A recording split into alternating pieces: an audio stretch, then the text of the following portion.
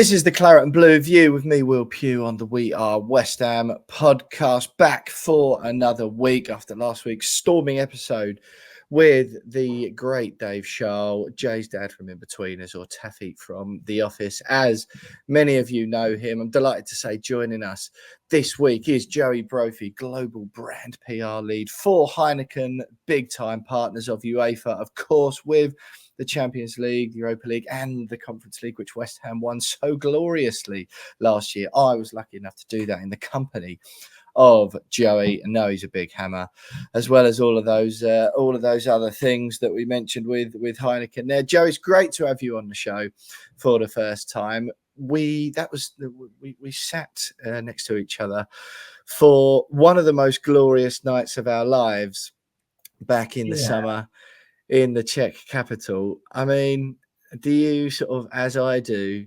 just still look back on it and it's almost like it wasn't really real? Thank you very much for that glorious introduction as well.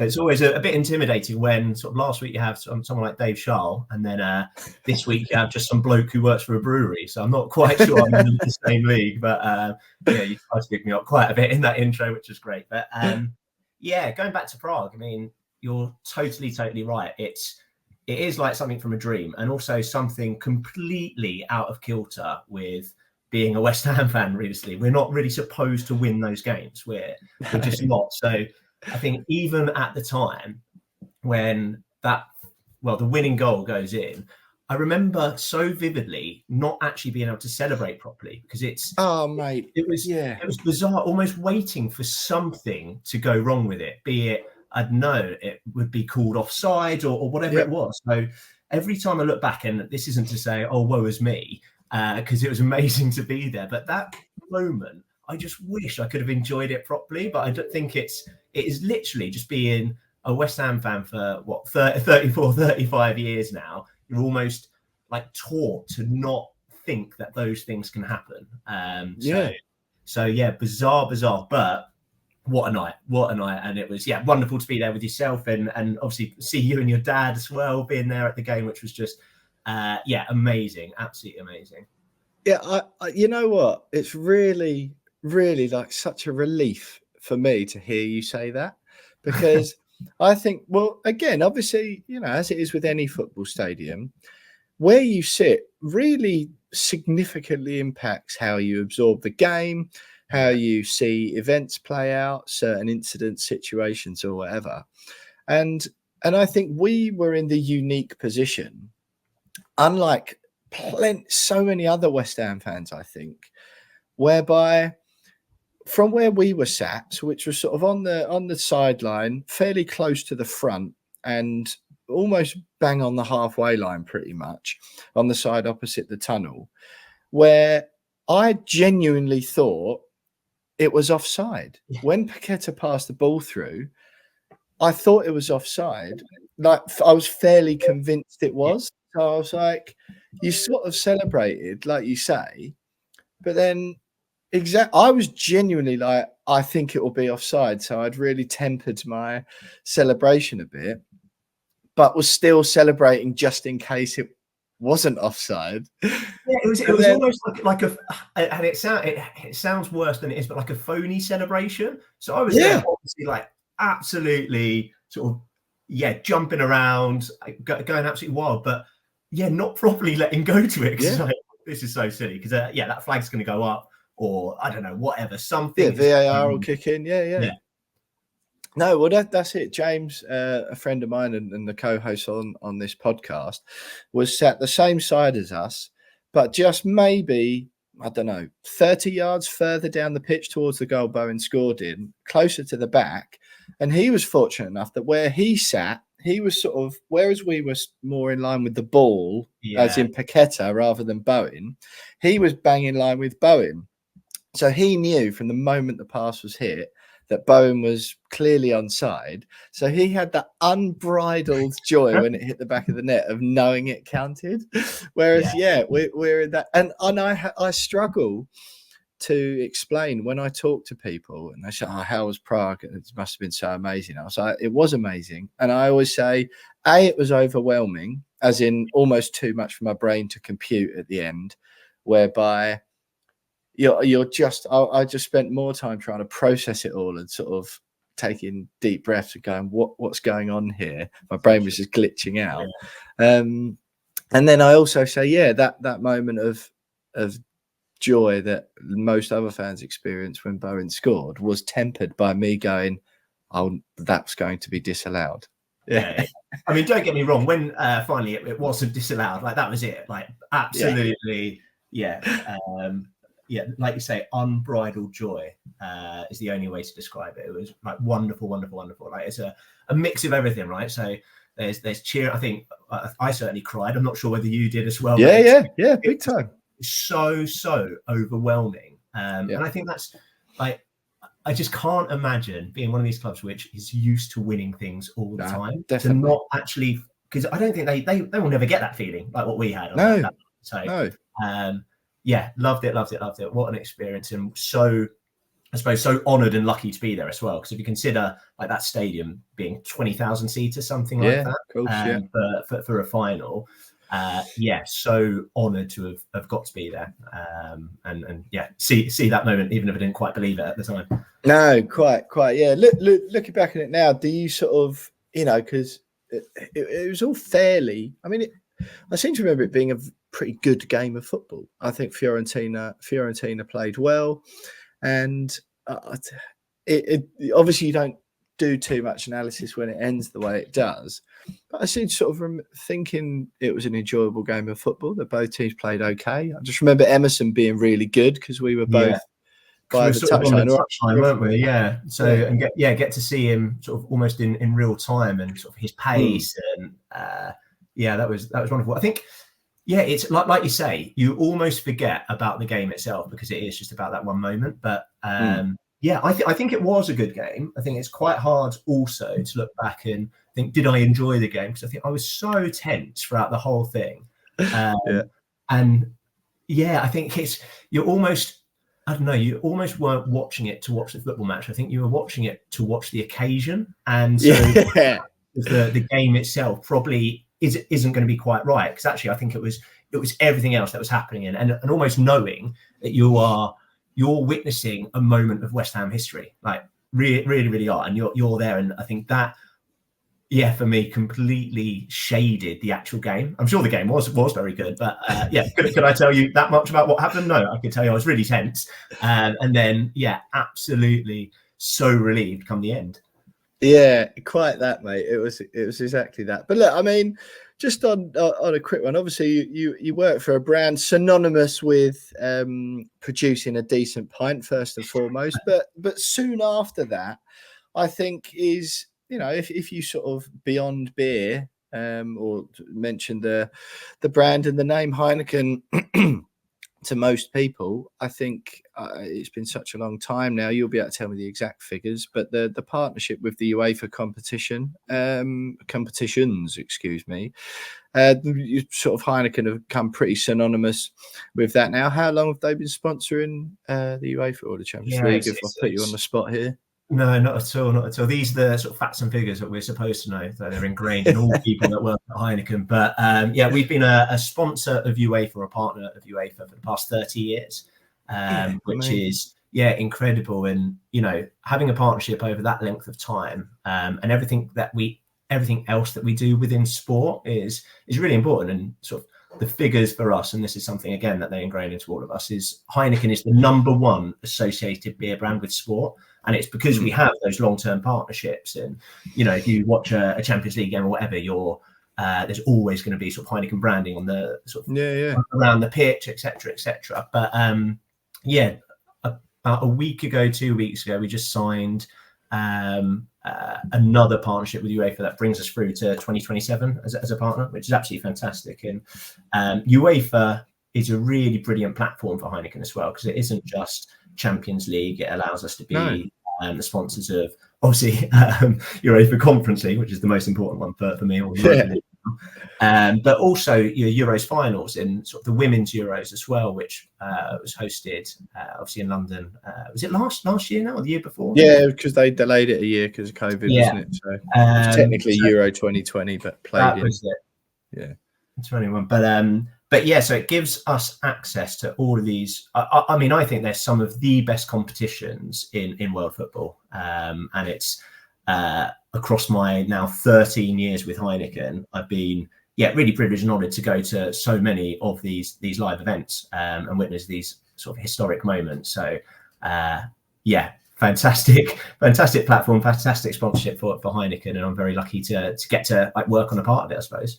Yeah, cool. So, well, it must be what I was sort of going to say. Obviously, that with that, it must be great news for you guys. Where what's happened in the last couple of seasons? I think there was some trepidation at first, to be honest, about the Conference League, and I think where you've seen Jose Mourinho's Roma and now West Ham and David Moyes win it, I think it's given a huge shot in the arm to the UEFA competitions. And also what I think hugely helped, and I'm sure you'll agree, is last season, certainly from a West Ham and an English point of view, the season before last, excuse me, when West Ham make it to the Europa League semi-finals.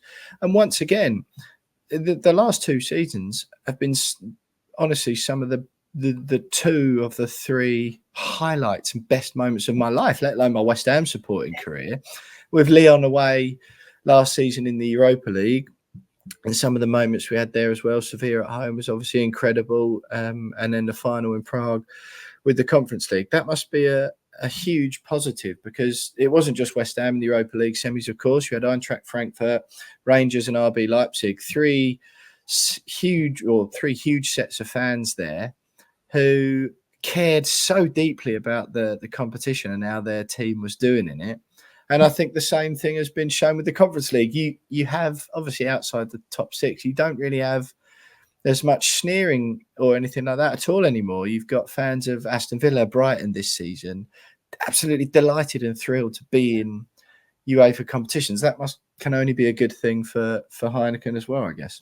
Oh, 100%. I think, and you're totally right. I think initially competitions like that are almost seen as the lesser brother of the Champions League, but realistically they're not, and they allow access and open European football for so many other clubs, and that can only ever be a good thing. And like you say, for us as West Ham fans to be able to have the experiences that we've now had is absolutely amazing. It can only be it can only be positive. And I think what's being proven as well is how teams are taking these competitions so seriously. Like, it's not, you're not putting out a team or anything like that. You know, teams are really, really going for it, and that's because it is and does have that level of sort of being prestigious and being something that people want to win. And you know, like, football is, at the end of the day, it's I mean, it's tribal, it's all of these things, but it is about entertainment, and to be able to bring like that new level of entertainment to your fan base, it's absolutely brilliant. And it's been quite a journey. Yeah, I bet. Yeah. Well, look, you've done the link for me nicely there, Joey. Talking of journeys, what's your? We asked sort of everyone on the Claret Blue View this season about your own West Ham journey. Again, I mentioned last week. It's really interesting for me to listen to the variety in, you know, people support West Ham in such different ways. They come into it in such different ways. We had, excuse me, Dave on last week, who was born in the States, so didn't really start getting to go to West Ham games until he was 16, 17, and somehow tried to support the Hammers from while he was dotting around America with his dad, who was in the US Air Force. You have people like me who are just hereditary. You know, my dad passed it down, grew up in Essex, have been going since I was young. There's a wide variety of different things. And then Reese from WHU Legends 11 Prince, who come on a couple of weeks ago, who all his family are Gooners. And he rallied against that by supporting West Ham. What's your story? I think I've always thought mine's a bit of a classic one, so it sounds very much like yours. So yeah, it's almost that generational trauma handed down by my dad to me. Again, grew up in Essex, And there was like never any question of supporting anyone else or know about anyone else. It was he supported West Ham. I think his dad supported West Ham, and then myself. And it always baffled me growing up that people would choose who they supported. Like I couldn't even fathom that. So some of my mates had, and at that time it'd probably be Man United or something like that, even though you're from a little town out in Essex. So yeah, a little bit far away from the stadium, but that they just go, what Man United? Why is that? Oh, well, they're doing quite well. They're good. Yeah, they're good. I know some of the players. So it's so funny thinking that you could just pick, because it is, I think, like supporting football and your club, it is something ingrained. It really, really is. And for me, it was, that's just what you do. Obviously, sort of the closest club as well. But yeah, I mean, my first game I went to, and I only remember it vividly because it was so awful. It was at home versus Arsenal back in, so it'd be maybe 1999, something like that. We lost 4-0. Yeah. So I don't know the exact year, but I remember sitting there with my dad in the Bobby Moore stand. It was February, so freezing cold, like ice cold, horrible. My first game, super excited to go, and then to lose 4-0. I remember so vividly coming out thinking, I don't think I can do this. I don't want to do this. Why can't I do something different? But you just can't, can you? You sort of once you're in, and like I say, it is almost that generational trauma handed down, or just it being hereditary. So I always think that's kind of the classic way of supporting West Ham. I think is sort of your dad. You sort of live in Essex or the East End, and you wouldn't for a second even think about supporting someone else. Absolutely no choice. Yeah, quite. I mean, I've got it here, Joey. West Ham v Arsenal, 6th of February 1999. As you mentioned, you've mentioned the cold weather. Jeff Winter was even the referee, just to hammer it home. 4-0. Dennis Bergkamp, Mark Overmars, Nicholas Anelka, and Ray Parlour with the goals for Arsenal. West Ham not getting a sniff. Some decent players in our team, I must admit. Shaka Hislop, Tim Breaker, Julian Dix, Rio Ferdinand, Ian Pearce, Scott Minto, Mark Vivian Foe, Frank Lampard, Trevor Sinclair, Paolo Di Canio, and Paul Kitson were our starting team. I know, some absolute pedigree in there, to be fair. I know. But you just don't get a choice, do you? It's not. No. I mean, I don't know how old you would have been then, but I always tell the story of Everton at home. I think 1997 was my first home game. I cried when West Ham scored their first goal because it was so loud. Yeah. And then my dad had, by the time we got the second one later in the game, he'd explained it was a good thing.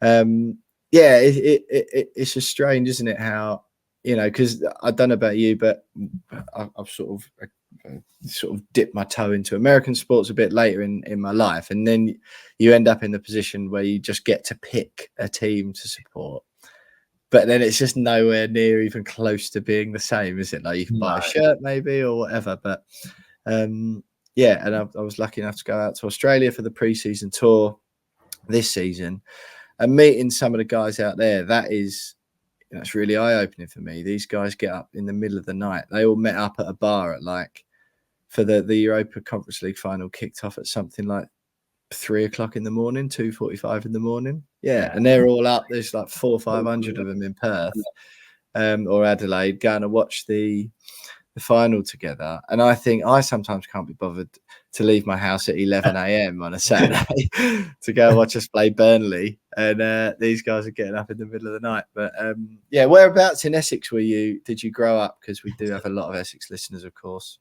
Well, maybe someone knows. So I grew up in a little town called Witham, which is sort of, just in between Chelmsford and Colchester, and on like a spur road out to Braintree. So very nondescript, but I absolutely loved it. So my mum still lives out in Essex, actually, up on the Essex-Suffolk border now, which is glorious to go back to. So live in London and have done for on and off, like jaunts to Amsterdam, but 10, 12 years here in London. So being able to go back out to Essex is such a treat. And I think I love all the stereotypes you always get about it, but actually it's absolutely banging. Like gorgeous countryside. Like you're only ever about 20 minutes, half hour away from the coast. Like it's wonderful, and you get to support West Ham, obviously. So the main drawback. Well, you say that. I mean, I took my girlfriend back to Essex, not for the first time ever, but for the first prolonged visit this weekend to the sunny climes of Chelmsford and Southwold and Ferrers. Nice. And exactly what you said, and the with the old stereotypes things. Oh, it's lots of countryside. It's actually really nice out here. Lots of fake eyelashes everywhere, isn't there? So I think one or two of the stereotypes do stick. But so we'll, before we move on then onto sort of current form stuff like that. Were you when you were a kid, have you been a sort of a regular season ticket holder at home and away? I know your work sort of takes you a bit further afield now, so you can't go as often as it sort of happens to lots of people, me included, at different times in my life. When you're a bit younger, were you sort of quite regularly or sporadically? Yeah, so like younger, fairly regularly. So we sort of had a situation where, like with some other dads, we'd have almost like a shared ticket concept. So we'd have a load of tickets, and whoever was free would be able to go. So growing up was absolutely fine. And then in sort of adolescent, less and less so, because I always played football at the weekend. So that sort of got in the way, and that could be on a Saturday, it could be on a Sunday, which meant less going. But you're totally right. Work keeps me away currently from maybe as many games as I'd like to get to, but also gives me the fantastic opportunity of, if I can, of being able to go. So where West Ham are also a partner of Heineken are a partner of West Ham, it just does give me access to be able to basically say, I'm free in a couple of weeks' time. I can go in, and always that needs to be a purpose for going. And often with me, it's hosting other people and hosting people like myself, which is absolutely wonderful. But I mean,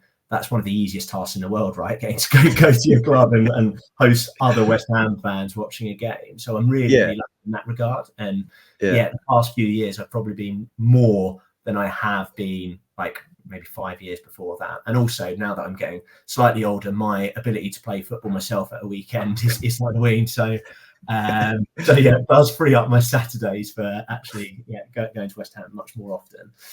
But it's funny when you were talking about sort of West Ham fans in Australia. I'm actually about to move back to Amsterdam in the next month or so. So again, it's going to be quite that's where Heineken's headquarters are, right? Yeah, precisely. People think you're there for any other reason. Yes, because it always does have connotations of that, which there is much more to Amsterdam than stuff. But big longboat fan, big canal fan. Just really into the architecture. It's where our global head office is. So moving out there for a bit, but already before going out there, it's already been online and trying to find what's the West Ham fan groups that are based out there, because I think everywhere you go there is always one, and they've got fantastic name. They're the Amsterhammers or Amsterammers. Excellent. Which is perfect pun, really good wordplay. So I'll be joining them, and that means maybe less watching games at the stadium, but certainly a lot more watching it with my fellow sort of expat West Ham fans in Amsterdam, which will be brilliant. I'd honestly, and I sort of realised myself, really, because I've sort of always been fortunate enough, or unfortunate enough, to be honest, to be a match-going fan, and I think I was guilty of it before, certainly when I was younger, of being a bit, I don't know what the word is, sort of, a bit of snobbery, I think, of sort of fan snobbery, in that, I go every week in, week out, and that sort of somehow, some sort of showed a higher level of love, commitment, and whatever it might be. But I mean, obviously, just growing up generally helps you address that mindset a little bit. But certainly meeting and coming across so many different types of fans since we've been doing the podcast for 4 or 5 years now has really opened my eyes to how much West Ham means to people, and the facts that their lives happen to take them away from, like you say, Essex, the home counties, or London, or whatever. I notice people still fly in from Ireland every week. People come down from Scotland for every home game when they can, and like I said, you've got people getting up in the middle of the night all over the place. You'll be lucky, I suppose, in Amsterdam, where the kickoffs will be an hour behind or whatever, so it'll be still be normal. Quite a nice time difference. Quite a nice time difference.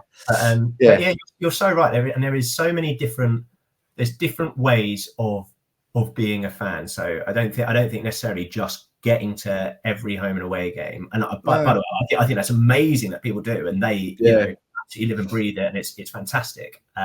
But yeah, those that don't do it doesn't necessarily mean that they're less of a fan. And actually, there's also that question around access, right? Not everyone has the ability to spend that money on the journeys, on the tickets themselves, and the whole match day experience is really expensive. So you're totally right. I think you sort of mellow as you get older, and like I say, the more conversations you have with people and understand like what their fanship is all about, you can change your opinion slightly. And it takes all sorts of different people building up sort of the West Ham fan base, and I think that's always a good thing. Big time, mate. Big time. Right.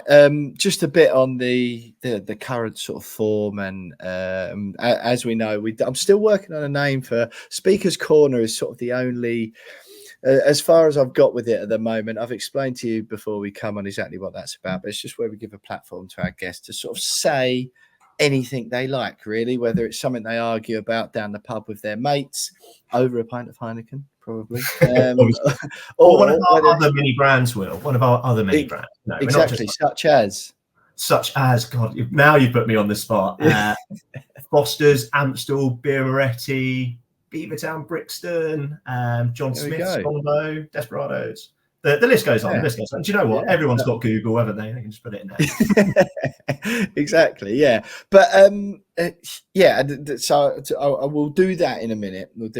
I do have to sort of steer the conversation, the questions just before we let you have the floor. And it's one I've been finding difficult recently, because the David Moyes and Declan Rice questions have sort of been the ones I've been asking. Yeah. The more time goes on, Declan Rice has been and gone. He's doing okay at Arsenal. Arsenal fans seem to think they've turned Declan Rice into the world's greatest central midfielder, despite the fact that they paid £105 million for him, precisely because he is a world-class central midfield player. And then David Moyes, which the fact that I even have to ask, or feel I have to ask guests that we have on, is that in itself annoys me.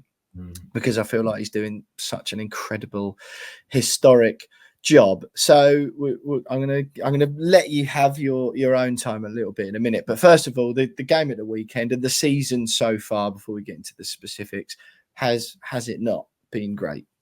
Oh, mate, it's been absolutely unbelievable, like an amazing start. And I think you'd sort of hope for that a little bit coming off the back of Prague, like the feeling and the, I suppose, momentum that you'd hope would be in the club, even with like Declan leaving, would only set you up for what is one of time. And if you think about it, like the two games that we've lost, not in a, like, I would never think that we're going to get a result necessarily against Man City or Liverpool. Like that's absolutely fine. But to get results at like Chelsea and to get that result at Brighton, like, I mean, it's absolutely like it's going back to Prague again. It's almost like unbelievable. It's like West Ham should be able to do this. Even like beating is it Lincoln, wasn't it? It was last week. I always forget the time. Yeah, last week in the cup 1-0. But like beating them again, that would be a game 2-3 years ago West Ham could have easily lost. And even this weekend, you know, where Sheffield United have come off that 8-0 loss, you think they'd be coming out to want to prove something. And again, it would always be, the story is West Ham would have been the whipping boys then. We would have been the ones that would have then got turned over after they got there. And it's interesting to now think going into games that confidence is building, like with me. So even being the ultimate like standard West Ham pessimist, like I'm now like not expecting to lose those games, which like years ago it would have been more than likely that we would, which is absolutely brilliant. And if I as a fan am sort of getting that confidence, you can only imagine like for the actual squad, like that is the confidence that's been instilled in them as well. So it's been like phenomenal start. And this season, I mean, certainly we're only 7 games in. I think something like that. But already, like, to only be, I think it's like 6-7 points off of Man City. Like, it's not massive. Like, everything's pretty grouped in the middle there. I think if we continue with the, I suppose, track record and performances that we're putting in, like, we've got a much like. And I don't know whether you've had this debate, but me and my mate certainly have. Like, selling Declan Rice is arguably like been one of the best things that could have happened for us this year. Like the players that we've been able to bring in off the back of it, and even like players that have suddenly come like back to life again. Like Souček is definitely. It's whether it was Rice holding him back or whatever it was, he is like a new signing for us at the moment. So I just think we've got like a much more improved squad. We've got incredible momentum that I think has all come off of that Europa Conference win last season.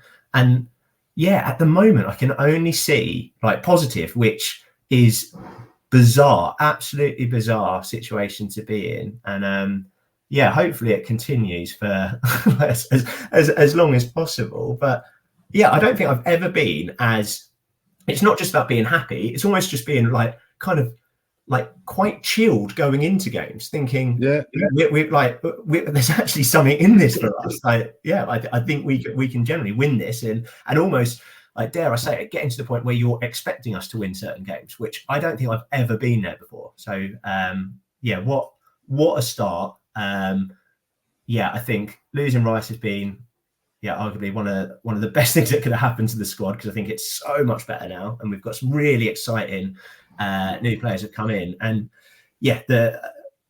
not that you've drawn me on the debate around David Moyes, but like it's kind of down to him. Like let's be honest, we wouldn't be in this situation now. He's at the top, he's the manager, he's created this, and look at where we are now. So really, really positive and like great time to be a West Ham fan at the moment after whatever's been like 30 years of misery, freezing cold losses. It's just brilliant, absolutely brilliant. I couldn't agree more. And I think the problem, it's almost a problem for David Moyes. I think, look, there are just going to be some fans he'll never win over, because A, their personality types are a bit like that anyway, and B, there's this perceived negativity about him, about his style of play, which is a slightly more conservative style of play, but it's not Sam Allardyce. People describe him as if we're watching Pulis Sam Allardyce football every week, when we're just not. It's not like that at all. It's more in the Jose Mourinho mould, which is more than happy to let other teams have the ball. But I don't spend entire games feeling panicked the other team are going to score. But then when we do get possession, all right, it's not as much as some people, I don't know, perhaps think we should be playing like Barcelona or Man City. When we do get the ball, it's really exciting, because you've got players like Jared Bowen, Lucas Paqueta, what a Rolls Royce of a footballer he is. Absolutely. And then like Kudus coming in as well. I mean, the build up to Bowen's goal this weekend, like it was insane. Like, absolutely. Genuinely. Insane. It was, I mean, it's world class football. And you're right. I think people, and look, all football fans at times can be fickle. They really can. And, you get one viewpoint in your mind, and it might be, David Moyes plays this certain way of football, and you just keep parroting on about it. But realistically, take a step back and see what's happening at our club, and see some of the football being played. And like you say, that for me as well is almost feeling confident that we're not going to ship a load of goals, because the way that he sets us up, like that's brilliant. I don't want to go like that. Like the story I said about my first West Ham game when we lost 4-0. I don't want to turn up to West Ham and do that. And I don't think, like touch wood, I don't think at the moment you would see that. I don't think we would ship four goals at all. We just wouldn't. It wouldn't allow it in the way that we're set up isn't. So I think I'm fully supportive of everything that's happening. And just like I say, almost want to try and like embrace this moment as much as possible, because again, being you have no idea how long it's going to last for, right? Yeah, of course. Yeah, I know. Like exactly that. And I think the problem David Moyes had, that's what I was just sort of alluding to just now, is that I think loads of the huge improvements he's made have been the unglamorous ones. Have been exactly what you said. I know we went out of the League Cup to Blackburn last season, but it was on penalties at home. That's a bit disappointing. We went out the FA Cup to Man United. We won the Conference League, got to the semis the season before, where we probably could have won that if it wasn't for Aaron Cresswell losing his head in the semi. You never know. I'm not pinning it all on him, but kind of out of Moyes' control that.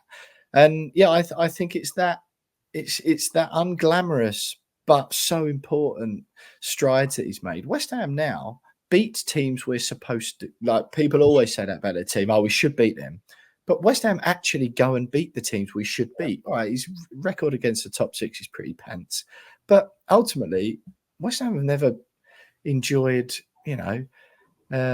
great periods of always thrashing teams or always beating teams in the top six. Not how it works. And I just think, what Moyes has done on that front has been sensational. But look, you've covered the Moyes and Declan Rice topics. We're doing well this season as well. Speaker's Corner, I'm just going to call it that. I know I need to think of something more catchy. You're a PR guy. You should be able to help. I was going to say, right, so, maybe it could be like something like Claret and Chew, like the fat. That could be quite good. That's not bad. That's better than... There was stunned silence there, Will, so I don't think you loved it. Or maybe you could... I didn't. Yeah, no. Maybe at this stage you'd be, okay, now it's a bit of Claret and You. That's great. Right? That's great. I love Claret and You. Claret and that's sensational. It's certainly better. That's why they pay me the big bucks. That's exactly. Quite. It's certainly better than me and ahhing and discussing the name of the segment with the guest each week. So Claret and You will be absolutely great, Joey. So it's your platform, sort of max 2 minutes, as long as you fancy, though. Really, just say whatever. It might be a current thing, a historic thing.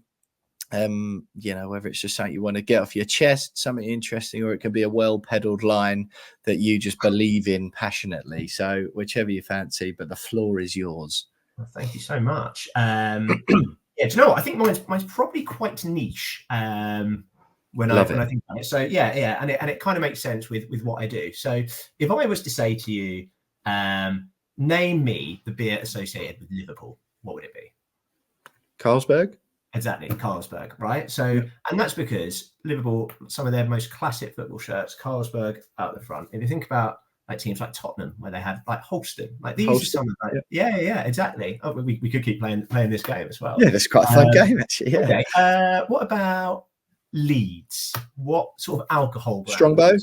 Yeah, exactly. Again, so it's on the front of the shirt, and this is a real easy one. What about Newcastle United? Oh yeah, the Nuki Brown Ale. Nuki Brown Ale, exactly. So, and not, by the way, not that I'm advocating for alcohol shirt sponsorship to come back. It definitely shouldn't, and it's not there for all the right reasons, and it's really responsible not to. But from a personal point of view, you look back and think of like these classic shirts and classic sponsors. West Ham just doesn't have that. I don't think we've ever had like a beer brand shirt sponsor, which is therefore like this classic shirt, because that's one thing I would love to wear. It. And that's always been like the fact that all I've ever done is work in alcohol and the beer companies, and obviously all I've ever been is a West Ham fan. To not have that lovely link, like I mean, even Everton, for example, had Chang beer. Like Chelsea had Pause. I mean, this game could go on for, because I think pretty much every single club has had like that sponsor, and West Ham haven't. And you know, we've had some iconic sponsors and shirts like you think of like BAC and then like Dr. Martens. But yeah, for me, and you said this was definitely my Speaker's Corner. So this is me on my soapbox, just wishing like back in the day we would have had that like alcohol beer shirt sponsor, just so that I could have that like classic retro shirt. And I did. I mean, if it could have been Heineken, that would have been wonderful, obviously. But I might not be able to get that. But yeah, it's always baffled me that that's the case. But obviously, it's never going to happen now either, which is, like I say, very much a good thing. But yeah, it's so interesting. And then I kind of think, what would that beer brand have been? And now, obviously, where we are at the moment. I mean, Heineken, obviously, but normally it's got some sort of link, right? Whether or not, I don't know, would it be Truman's or something like that? I just don't know. I'm really that's a great question. That's gonna be our next question. Was which alcohol brand would it be for West Ham? You think, because the thing is, nowadays lots of the beers that come from East London are typically a little bit more. I mean, this is a PG podcast, so the word I want to use is a little bit rude for it, but they're a little bit higher end, sort of hipstery. Do you know what I mean? Not typically synonymous. Do you know what I mean? Like some of the Hackney brews. That's Hackney Wick area. That's it. Yeah. Some of the brew your own things, which are maybe like £9.50 a pint, and it's 8 or 9%. That's the sort of which isn't typically drunk by West Ham fans, I would argue, by a typical West Ham fan. So back in the day, what we're talking 90s, I assume, which is sort of when I was growing up, so I didn't know what beer was sort of big. I you know what, and people will sneer at this, I've got a feeling like something like Carling might have worked. Oh, Do you know what I mean? Maybe. What else was like a classic British beer? Because I feel like it would have to be a British sort of brand. Or Probably one at least would. Yeah. people linked or thought I was mean, synonymous with. Carling would be a good shout. Famously for people working in the industry, that's all brewed in Burton, so it's very much a Midlands beer. So Okay, that could be something for maybe Villa or Birmingham City, something like that. still feels quite British. Are there any London brews? Well, that's the thing. The only thing I could probably Like think mainstream ones. I don't think there is there? Like we own Foster's, but I think there's no way that you could necessarily class that as a British brew, could you? Too Aussie. Far too Aussie. It's a tough one. It is a real tough one. I think if anyone has any ideas, that would be great. But maybe it would be Carling, mate. Maybe you're right. I'm afraid so. I think that's the one. Maybe that's the one. A competitor of Heineken, but you know what? All beer is great beer. All beer. Yeah, there we go. Exactly. Yeah. Well, we're talking about the 90s. This is 25 fake years ago we're talking about. So very much hypothetical. Listen, Joey, it's been absolutely brilliant having you on the podcast for the first time ever. I genuinely like all this, what we were talking about earlier on with all the European stuff. Obviously it's sort of great from you, what you were talking about. But I honestly think the last couple of seasons, especially when you've got the teams, such as West Ham have been doing well, and Villa and Brighton this season are in them for the first time. I just think it gives them such a shot in the arm from an English point of view, those competitions. And look, it's been great. The stuff we've done sort of together in the past, really great having you on the podcast. We know you love West Ham, just like so many of us around the world do. Good luck with the move to Amsterdam. What do you think success looks like quickly for the rest of the season? Give us a rough in all the competitions. What's a good season for you, and then I'll let you go. I think good season is like, to be honest, never looking over your shoulder and thinking, oh God, could we be like dragged into a relegation battle here? Which, like, again, I think people have such short-term memories. That's literally where we were at for so many seasons, like only a couple of years ago. So being like top half would be absolutely amazing, absolutely brilliant. And to be honest, mate, when it comes to the European competition as well, like imagine being able to go to the final in Dublin. Like imagine that. Like Prague was good, but I mean, going over to Ireland for it, I think would be so. That's a big hope, but I would love that. Absolutely love that. Yeah, I'm sort of with you, mate. To be honest, the fact we've qualified for West Ham 3 seasons in a row, qualified for Europe, 3 seasons in a row, is just beyond hope or expectation, to be honest. So if we could do that again, I'm totally with you. But listen, Joey Brophy there, global PR brand lead for Heineken, who of course have their historic and long-reaching and now new until 2027 partnership deal with UEFA and all their competitions. It's been absolutely great having you on the show for the first time ever, Joey. Thanks so much.